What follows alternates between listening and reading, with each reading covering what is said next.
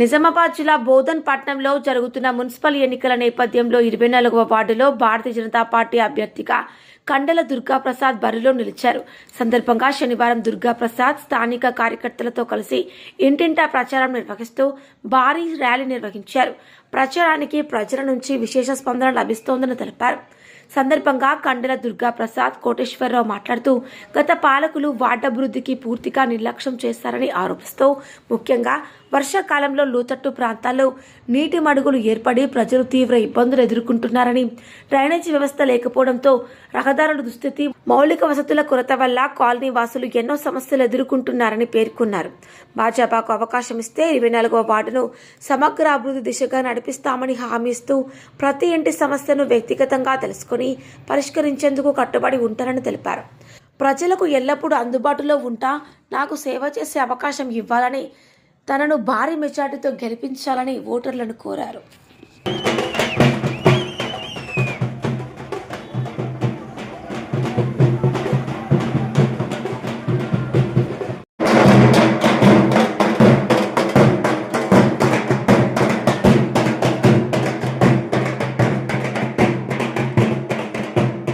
మాతాకి జై జై శ్రీరామ్.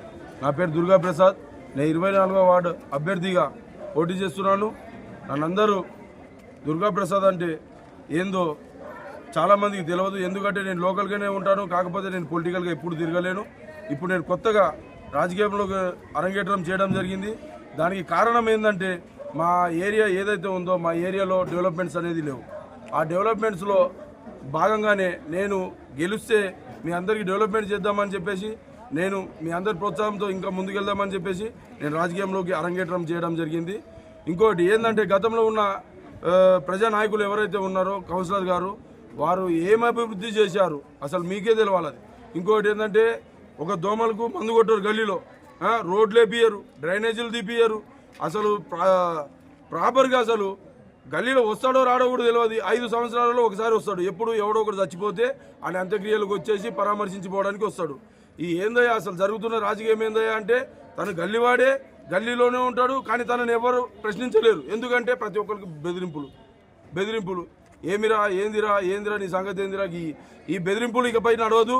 బీజేపీ పార్టీని మీరు గెలిపిస్తే ఆ బెదిరింపులకు తోవ దొరకకుండా నేను చేస్తానని చెప్పేసి, ఇంకోటి మీకు ఎల్లవేళ ఎటువంటి సహాయ సహకారాలు కావాలన్నా నేను తీరుస్తానని చెప్పేసి, మన వాటిలో ఏదైతే సమస్యలు ఉన్నాయో ఆ సమస్యల కోసం నేను పోరాడతానని చెప్పేసి, మీరు నాకు సపోర్ట్ చేస్తే మున్సిపల్లో మీ తరపు నుంచి నేను ఉండి నా గొంతు విప్పి మీ గొంతులాగా నేను పోరాడతాను. ఇంకోటి ఏంటంటే మనకున్న సమస్యలలో మేజర్ సమస్యలు వచ్చేసి రోడ్లు, సీసీ రోడ్లు, డ్రైనేజీలు, వీధి దీపాలు. సాయంత్రం అయితే వీధి దీపాలు రావు. గల్లీలో కుక్కల బాధలు ఒకటి. కుక్కలు అయితే మరీ ఘోరంగా నడుస్తుంటే ఎగబడుతుంటాయి, బైక్ మీద పోతుంటే వెనక లైట్ చూస్తే వాటి మీద ఎగబడుతుంటాయి. ఆ పందుల భయం, పందుల బెడద ఒకటి. ఆ దోమలు అయితే మరీ ఘోరం. నెలకు ఒకసారి ఇంట్లోని ఎవరో ఒకటి అడ్డం పడాల్సిందే. ఓ డెంగ్యూ అని వస్తుంది, మలేరియా అని వస్తుంది, టైఫాయిడ్ అని వస్తుంది, ఏదో ఒక రోగం. ఈ మనం కష్టపడి సంపాదించుకున్న పైసలని మన హాస్పిటల్కే పెట్టుకుంటుంటే మనం ఎందుకు ఈ గల్లీలో ఉండడం. నేను చెప్పేది ఏంటంటే దయచేసి నన్ను గెలిపించండి. నన్ను గెలిపించి మీ అందరి సమస్యలకు నేను ముందుండి పోరాడతాను. మీకు ఎటువంటి సమస్యలైనా కూడా మీరు నా దగ్గరికి రానవసరం లేదు. మీరు ఒక ఫోన్ చేసి అన్నా ఈ సమస్య అంటే 5 నిమిషాల్లో మీ ముందుకు బైక్ వేసుకొని వచ్చేస్తాను. మీకు ఎటువంటి సమస్య అయినా ఆ సమస్య కోసం నడి రోడ్డు మీద చౌరస్తా మీద కూర్చొని పోరాటానికి నేను సిద్ధంగానే ఉంటాను. మీరు గెలిపించుకొని నన్ను మున్సిపల్ అభ్యర్థిగా, ఇప్పుడు ఏదైతే మన వార్డు అభ్యర్థిగా నేను ఉన్నానో, నన్ను ఈ వార్డు మెంబర్గా గెలిపించుకొని నన్ను మీ సమస్యల కోసం నా ద్వారా పోరాడించుకుంటారని చెప్పేసి వినవి చేస్తున్నాను. జై శ్రీరామ్. భారత్ మాతాకి జై. ప్రజల నుంచి ఎటువంటి స్పందన వస్తుంది? ప్రస్తుతానికి అయితే ప్రజల నుంచి మంచి స్పందన వస్తున్నది. ప్రజలందరూ మంచిగానే ప్రోత్సహిస్తున్నారు. వాళ్ళ మీద ఉన్న వ్యతిరేకత అనేది ప్రజల కళ్ళల్లోనే కనిపిస్తున్నది, ప్రజలు మాట్లాడే మాటలోనే వినిపిస్తున్నది. ప్రజలైతే మంచి స్పందన ఇస్తున్నారు. నేను గెలుస్తానని ఆశాభావం వ్యక్తం చేస్తున్నాను. కంపల్సరీ నేను గెలుస్తాను. కానీ అది అఖండ మెజారిటీతో మీరు గెలిపిస్తే నాకు ఇంకా సంతోషంగా ఉంటుంది.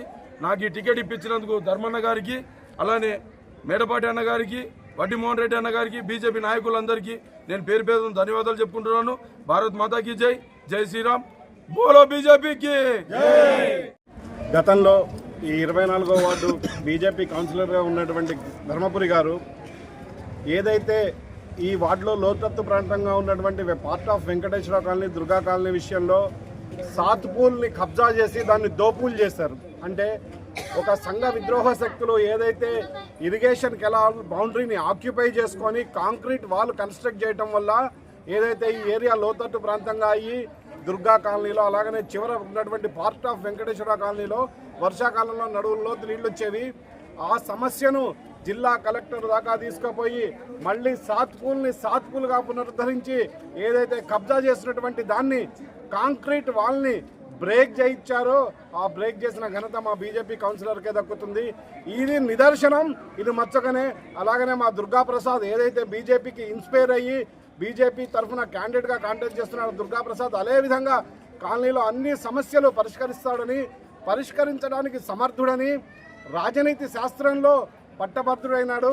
అలాగనే అర్థశాస్త్ర పట్టభద్రుడైనటువంటి దుర్గా ప్రసాద్ సామాన్యులలో అతి సామాన్యుడు, ప్రజలలో మమేకమై ప్రతి ఒక్కడికి చేదోడు వాదోడుగా ఉంటాడని ఈ వార్డు ప్రజల తరఫున మేము ఆశిస్తున్నాం. కాబట్టి దుర్గా ప్రసాద్ని ప్రతి ఒక్కరూ విధిగా ఓటింగ్లో పాల్గొని దయచేసి ఏ ఒక్క ఓటు వ్యక్తి వేయకపోయినా కూడా మీ ద్వారా వార్డుకు అన్యాయం జరుగుతుంది. ప్రతి ఒక్కడు ఓటు వేయాలా. ఈ ఓటింగ్ స్థాయి ఏదైతే ఉంటుందో ఓటింగ్ పోల్ పర్సంటేజ్ 100% జరగాల. దుర్గా ప్రసాద్ అఖండమైన మెజార్టీతో గెలిచి మన వార్డు తరఫున బోధన్ మున్సిపాలిటీలో ప్రమాణ స్వీకారం చేసి ఒక ఉత్తమమైన కౌన్సిలర్గా 24వ వార్డులో ఉంటాడని ఆశిస్తున్నాము. భారత్ మాతాకు జై. ప్రధానంగా ఏ సమస్య మీకు కనబడుతుంది వార్డు నంబర్లో? ఏదైతే బోధన్ మున్సిపాలిటీలో సమస్యల పుట్ట బోధన్ మున్సిపాలిటీ వార్డులో ఏదైతే గతంలో గెలిచినటువంటి రాష్ట్ర ప్రభుత్వం మా దగ్గర ఎటువంటి నిధులు లేవని చేతులెత్తేసింది. ఇంతకు ముందు ఉన్నటువంటి 10 సంవత్సరాలు పాలించినటువంటి రాష్ట్ర ప్రభుత్వము ఎటువంటి అభివృద్ధి పనికి నోచుకోలేదు. ఏవైతే కొత్త కాలనీల్లో సీసీ రోడ్లు కానీ, మురుగునీటి వ్యవస్థ కానీ, తాగునీటి వ్యవస్థ కానీ అనేక వ్యవస్థలపైన సీతకన్ను చిన్న చూపు చూసింది. ఇట్లా చిన్న చూపు చూడటం వల్ల వాటిలో అభివృద్ధికి దూరంగా ఉన్నది.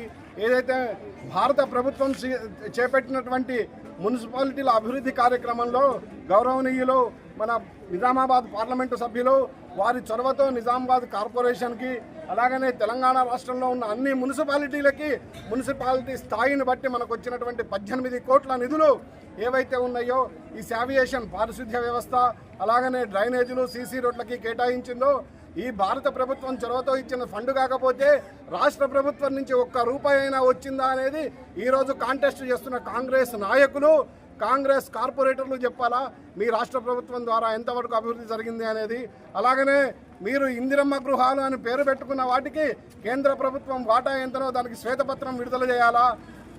కేంద్ర ప్రభుత్వం ఇచ్చిన నిధులు మావిగా చెప్పుకొని ఒకవైపు కేంద్ర ప్రభుత్వాన్ని దూషిస్తూ మీరు పబ్బం గడుపుకుంటున్నారు. తస్మాత్ ప్రజలందరూ కూడా విద్యావంతులైనారు. ప్రతి ఒక్కడి చేతిలో స్మార్ట్ ఫోన్ ఉంది.